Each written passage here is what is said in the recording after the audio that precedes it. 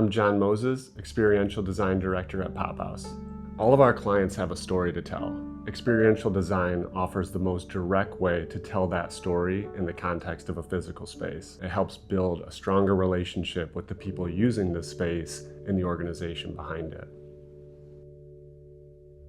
Interior design really shapes how a space feels and functions. Experiential design gives the space a voice. It helps people navigate, understand the brand story, and feel a stronger sense of belonging.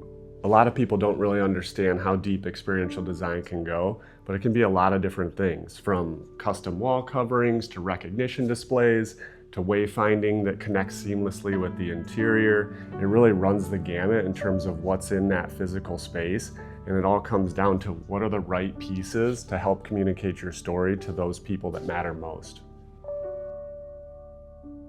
I think one of our biggest differentiators as a team is our ability to listen. We take time to understand the client's goals, their culture, and how they want people to feel when they're in their space. Then we take what we hear and really let that guide the design solution. One of my favorite projects in my time here was the Rock Hudson's project.